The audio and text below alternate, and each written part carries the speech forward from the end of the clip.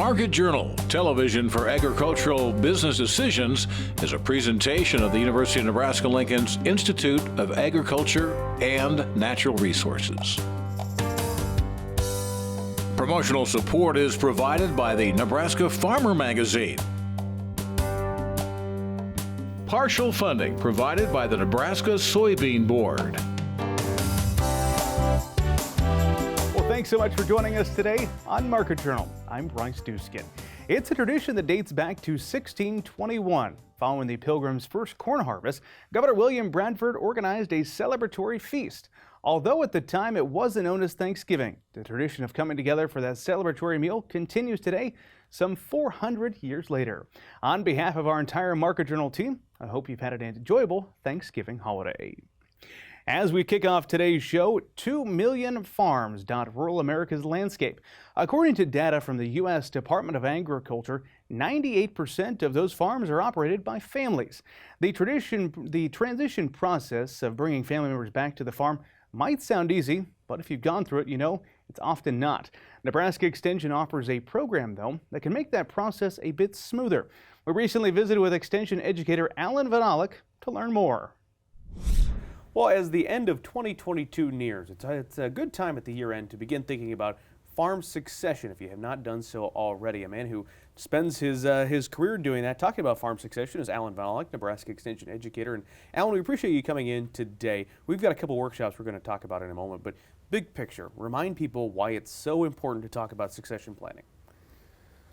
Well, it's important because apparently about half of our farmers, or maybe not even quite half, even have a succession plan in place. It's also important because even though I'm not trying to ever embarrass anyone and think they have to retire, everybody's going to meet their demise. Everybody's going to end up in the pine box, if you will. So what if you want to have a legacy, what happens to your stuff? Where do you want it to go? Who do you want it to go to? That legacy is important, and I think it's a good time to be thinking about that. You have a couple of upcoming workshops you're working on. One has to do with people going back to the farm, perhaps joining the family operation. Tell us about that and the details. I resurrected last year the Returning to the Farm workshop that was done in the mid-2010s. But anyway, the Returning to the Farm workshop is a situation where we have two generations in the operation already, but we don't have a good plan in place on how we're going to get that. What is the plan to bring that second generation in? So we do a workshop more in depth, trying to get some people some good information. We're doing it December 9-10. Start the 9th on a Friday at about 2 o'clock in the afternoon in York at the Holtis Convention Center. And we'll go through about 3 o'clock in the afternoon on the 10th in York. And we're hoping that both generations come. There'll be like at least four people from each family there. And we're trying to have that conversation about what happens next, what happens next, what happens next. To get information about that, make sure you go to our CAP website, cap.unl.edu. Look under land management or look for Returning to the Farm, and you can find information on how to get registered for that. Also know that even though there's those in-person events in in December, there'll be follow-up events, webinars in January and February in the evenings, one evening each month. Okay, so that first round of the event, December 9th and the 10th. Allan, we also want to get some information about the upcoming Ag Land Management workshops. You've got several of those planned. Who's that designed for? So the Ag Land Management workshops is our workshop that we have in place to talk with ideally, both the tenant and the landlord would be there. They'd both be in the same room at the same time so we could talk to all of them. There's going to be a little bit on their succession planning there too, oddly enough, but we're also just trying to focus on what is the land worth, what is the lease arrangement worth if it's a cash lease, what are some good lease arrangements, and so lease terms, what kind of good lease provisions do we put in place, I guess I should say. And we're also going to talk about a little bit about carbon credits this time around and get people up to speed with what's happening with that market. And so we just know that it's been a very popular workshop for all of our people here in Nebraska the last 10 or 15 years now. And we're doing another round of them coming up. Any particular dates or locations or a website we should direct people to learn more about that? So go back to that CAP website and then look under land management. Look for the land management workshops, the first one's coming up November 28th, right after Thanksgiving, at the Saunders County, which is at NREC. It goes from 10:30 to 2:30 with lunch, and so there's like November 28th there, December 5th in Valley County at Ord, December 20th in West Point, January 4th in Holdridge, January 5th in Hastings, January 9th in Beatrice, January 17th in Hardington, and February 1st in Lancaster here in Lincoln. So we have quite a variety of locations, and so please go to that website and get registered. Find out more about registration information. Actually, call that local extension office to get registered. We've got a variety of locations there, also a variety of content online at that website you've mentioned a couple times here, cap.unl.edu. If people aren't able to come to these in-person ones, I think you guys have some resources online, always available 24/7, right? Yeah, actually on Monday the 21st of November, we're doing a noon hour. Jim Jansen and I are doing a noon hour webinar on land management, and that's just like a 1 hour synopsis of some of the things we'll be covering at this longer workshop. And people can get on that and get on that noon webinar. We'd love to have them. Good stuff. Thanks, Alan. Appreciate you coming in. Thanks for having me. If you would like more information on this event, simply visit the link in the bottom of your screen. We'll also post it along with this story. You can find them both on the Market Journal website. On the first day of this year, a new leader for Nebraska Extension assumed his role. Since then, Dr. Charlie Stoltenow has been traveling the state, visiting Extension offices and meeting with Nebraskans. In an effort to guide the work ahead, Nebraska Extension has implemented a new strategic direction. We recently sat down with Extension's Dean and Director to learn about the Big Three, as he calls them. But we began by catching up on his first 11 months on the job. And you have unveiled now your Big Three, your strategic direction for Nebraska Extension. So before we dive into that, just give us an update. What have you been up to over the past 10 months since we last talked? Oh my gosh, what a whirlwind. Number one, just want to reiterate, Nebraska has a wonderful system, Nebraska Extension. The people of Nebraska have just been wonderful to work with. What I've been up to, one is just to try and learn the system. It's 93 counties, 83 offices. I think I've been to over 60 of them this year yet. I wanted to, but I don't think I'll quite make all of them. But the diversity across the state, the things we deal with, the people are just, like I said, are wonderful. Also, working to learn the system and to find where the strengths are. And Nebraska Extension is strong. It's a strong system. But also there are other areas that we could be stronger in. And I think that's where the Big Three comes from. Well, let's talk about that. Your Big Three, your strategic direction for Nebraska Extension moving forward. Let's identify the first one, which has to do with the ag sector. What can you share with our viewers there? Well, the Big Three, and I always bring my little cheat book with me, so I make sure and get it all right every time. But the first one is strengthen Nebraska agriculture and food. Nebraska has always been strong in this area, and we have a lot of expertise, and we lead the world. And so we're going to stay strong there. We're going to keep going. That's what brought us here, and we're going to continue with that. That is like the largest single economic generator within the state is agriculture and food. And food, well, most of us think about food at least 3 times a day. And so we were going to stay with that strength. You also have on your Big Three, inspire Nebraskans and their communities. What is the challenge there presently that you wish to address? Well, to get into all Nebraskans' lives, we're here, if we look at why does Extension exist? We exist to help people co-create a better tomorrow. And so we do that by 3 ways. Number 1, we help people with critical thinking skills. Number 2, leadership skills. And number 3, connections.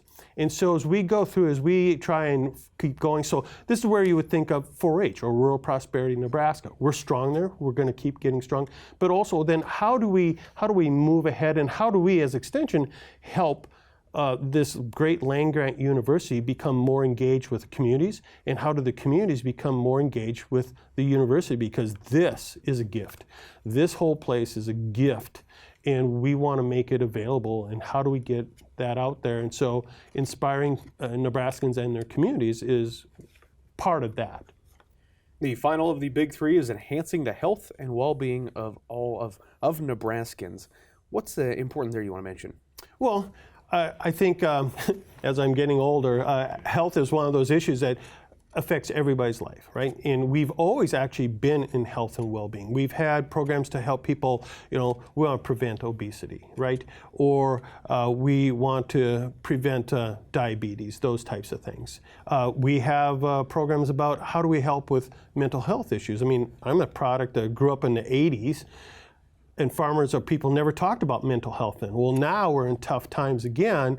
Now it's much more acceptable. And part of that is just communicating about how we're going to what we have to offer. But the take home here is we want to view ourselves as an agency of prevention. We try and want to help prevent things from happening. We're not going to be into treatment. We're not going to be into interdiction.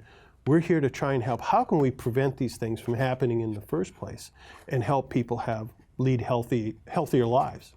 So you're calling it the big three of the Nebraska Extension strategic direction at this point. Why these three priorities? Big picture, how do you plan to implement this? Well, Extension does so many different things, right? And one of the things I saw when we came in and shared with the leadership team is we had trouble communicating.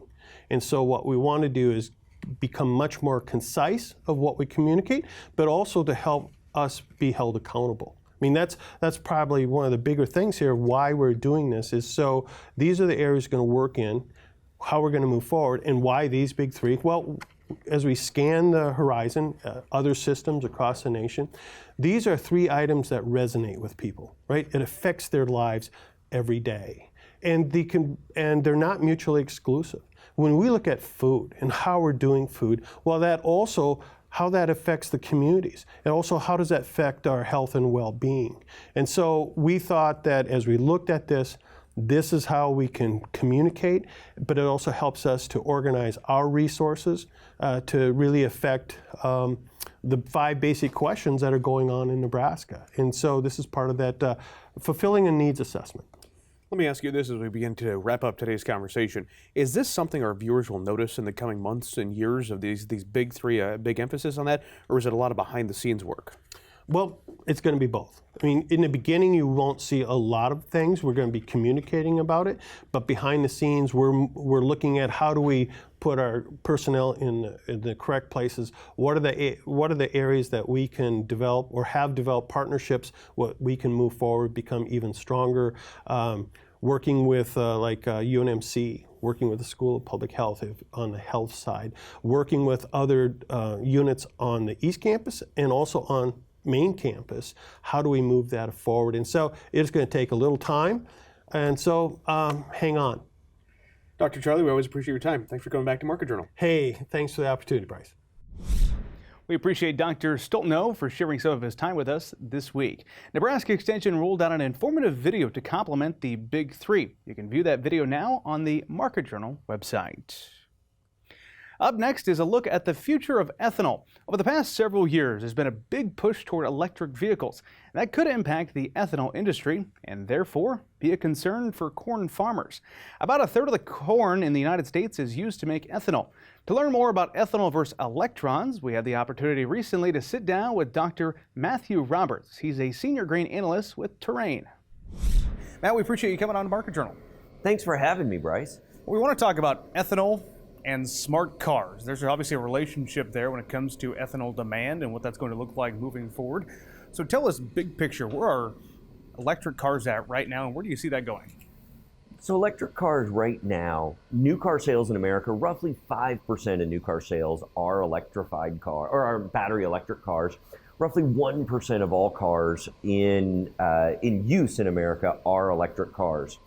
Obviously, it's going up. I mean, we see the headlines. California, we hear they're getting rid of gasoline cars by 2035. There's 14 other states that always follow California by law. So I think as somebody who works in agriculture, that's concerning, right? That's concerning for the 35-40% of our corn that goes into ethanol. You say it's concerning. That's the trend you're seeing right now. I guess share some of your thoughts on where you see all this going in that relationship with ethanol. It's funny you ask. So I just did a report on this, probably why we're here. And what I spent a couple of months after getting a lot of questions from farmers over the past few years on this. What I see is this is going to matter so much less than we tend to think. And there's a couple reasons.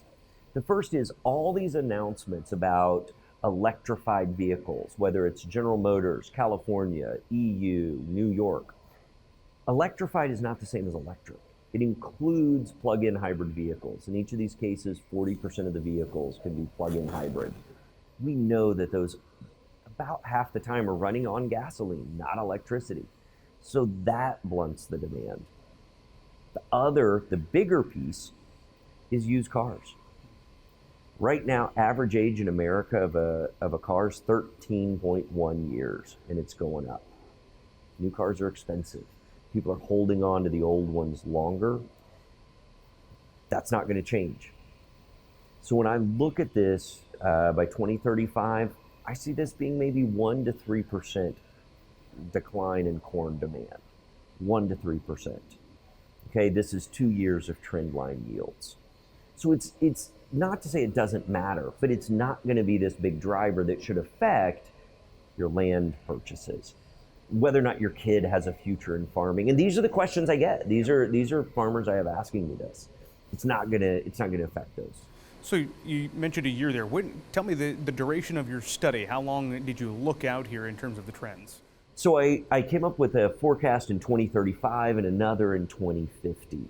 2035 is when this California set of regulations is supposed to fully come into force. And 2050 is just kind of a handy point that a lot of forecasts use mid-century.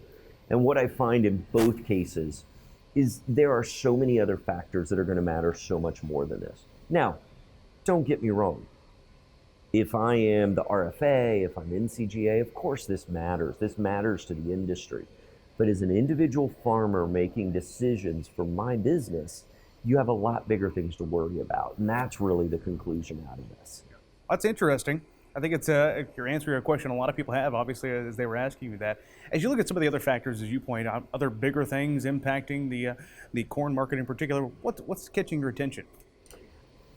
The biggest thing is really how we see global protein demand evolving. One of the things to keep in mind, we've seen all this growth in soybean demand globally, and that's driven by protein. And so one of the questions is, as we look globally, how does that feed ration change? If we want to talk the next 5 to 10 years, that's going to decide where prices go from here on out. It's interesting analysis. So we've got the protein side, we've got ethanol. Any other corn uses that you predict changing over the next few years?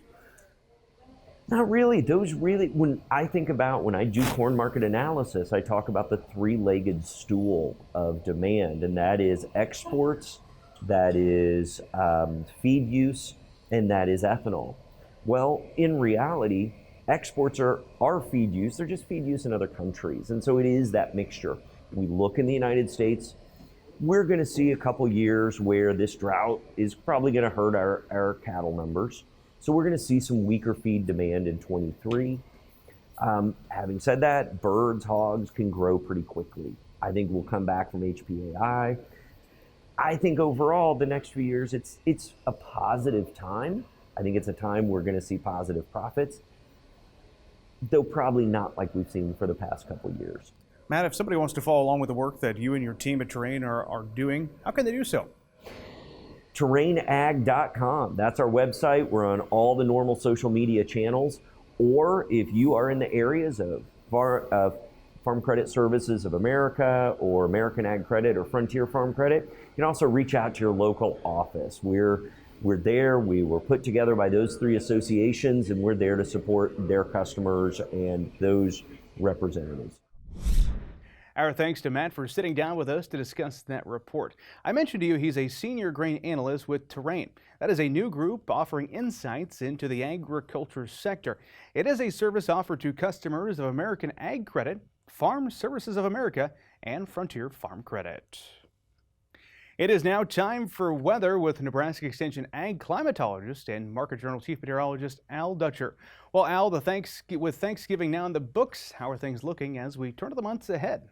Well, Bryce, I hope everybody out there had a good holiday weekend, and of course, as we look forward in time, the biggest concern has been all the dry weather. Now, we're taping this a little bit early due to the university shutdown for the holidays, so I thought this would be the appropriate time, instead of giving a weather forecast, just kind of giving an update on the soil moisture status across the state, which is very poor, and take a look at some of the newest CPC releases in terms of the 30-day and the last of the official winter forecast releases. So first thing I'll draw your attention to is that since October 1st, which we kind of define as the start of our soil moisture recharge season, you can see that much of western Iowa and eastern Nebraska sitting with 2 to 3 inch deficits in terms of precipitation.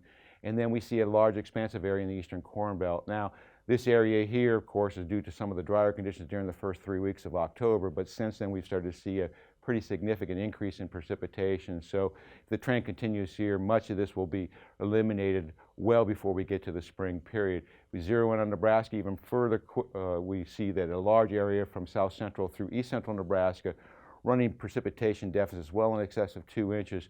So to give you an idea, we typically see about 1.5 inches or so in the northwest corner to close to 3 inches in the southeast corner during the winter period.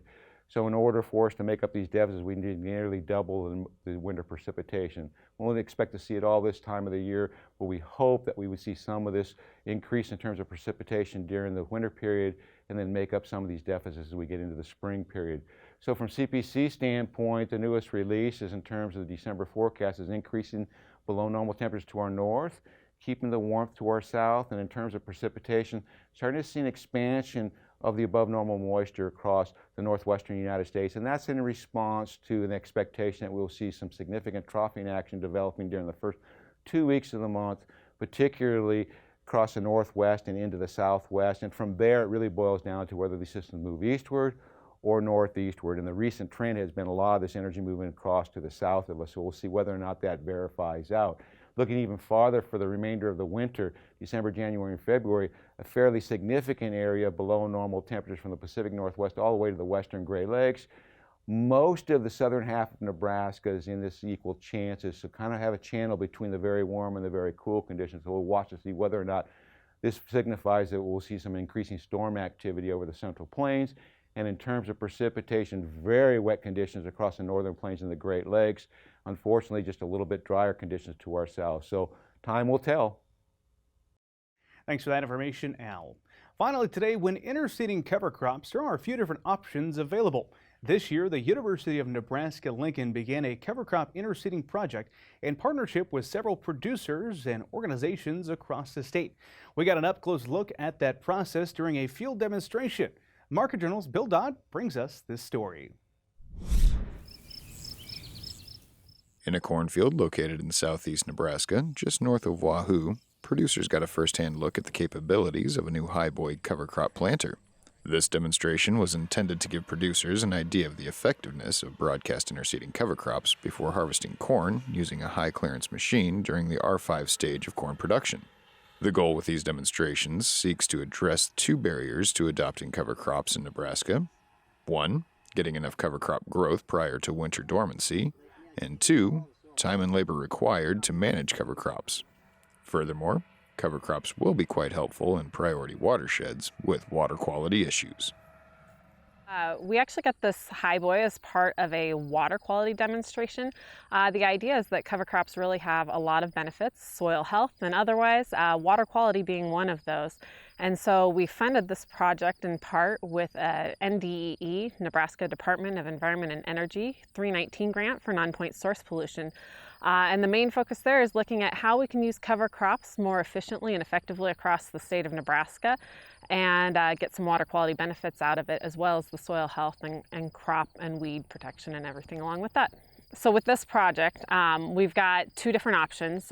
This is a project that we're really taking care of the machine, the operator, and the seed costs for the producers.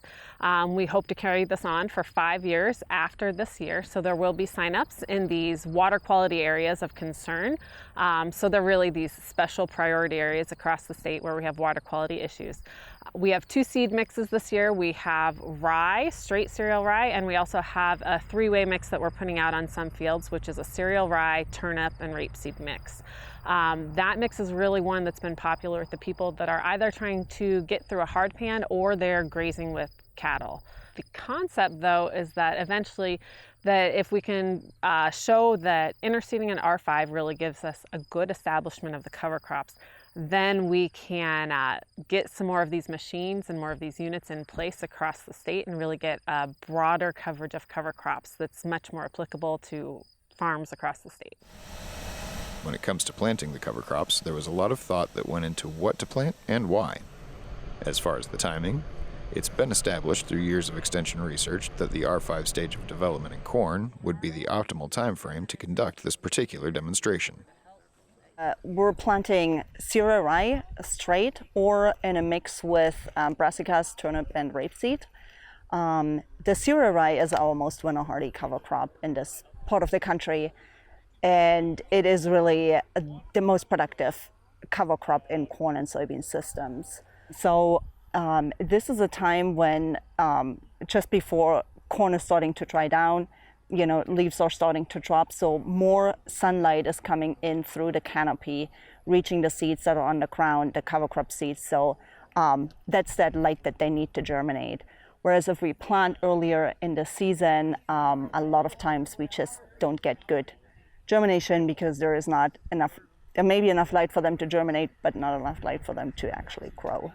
We know it's a better time to establish it at R5 than drilling after harvest. We get better growth, we get better biomass production in the spring, at least here in eastern Nebraska and in rain-fed systems. The only other option to plant during that time would be by airplane, aerial seeding, or by helicopter.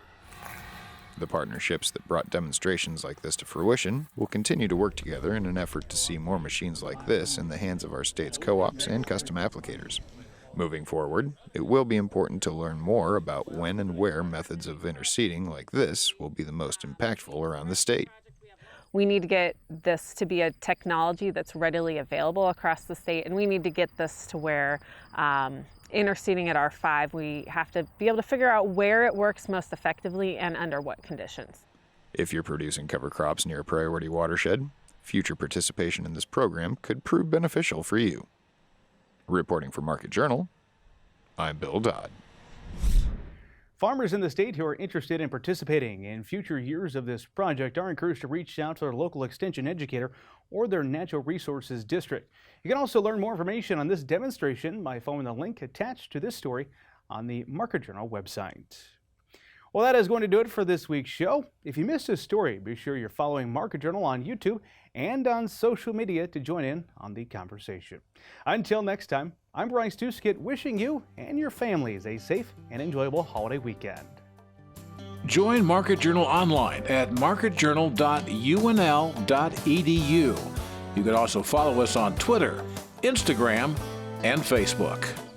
Promotional support is provided by the Nebraska Farmer Magazine. Partial funding provided by the Nebraska Soybean Board. Market Journal is produced by the University of Nebraska Lincoln's Institute of Agriculture and Natural Resources.